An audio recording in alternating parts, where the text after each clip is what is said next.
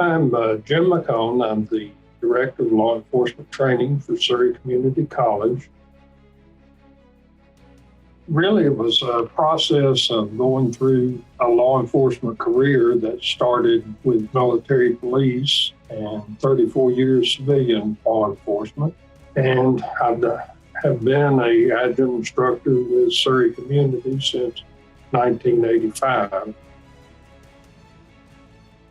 I was impressed with the product initially, but what pushed me more to choose Street Smart over some other systems is I was impressed by the involvement of Oliver Nowhere, who's the CEO and one of the co-founders, and the fact that early on Oliver called me on the phone and took the time to talk to me about his vision for law enforcement training and the product. And I was extremely impressed that the head of the company would take time to call even before we purchased the system.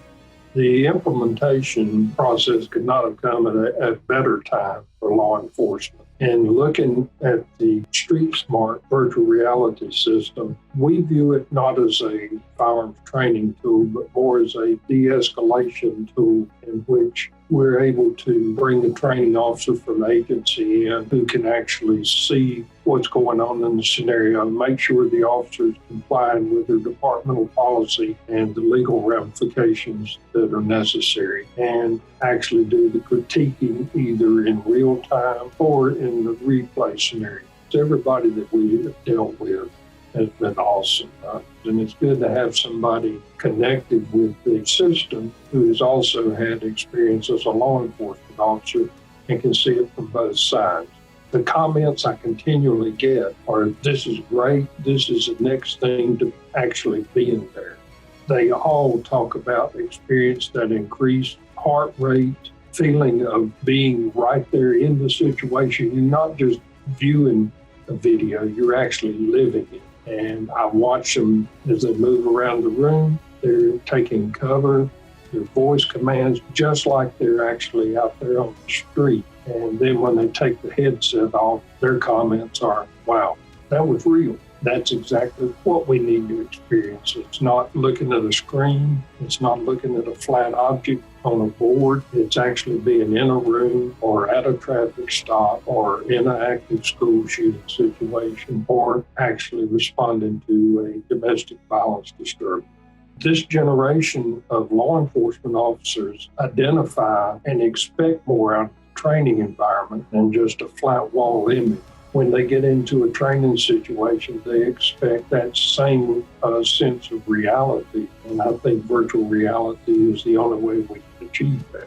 As a trainer, and more importantly, as a citizen, I think we owe it to law enforcement and to the public to provide the best trained officers to respond to these situations that are developing. And one way of doing that is using these additional tools to train the officers in this response. When I think of maximizing readiness, you can look at it on several levels. A sports team preparing for a big game, or our military preparing to enter a new environment. And in both of those situations, they train, they prepare for the opponent's reaction and try to look at all possibilities before they actually enter the environment that they're training for. And from a law enforcement standpoint, I think that we owe that to our young officers. We need to provide the best training opportunity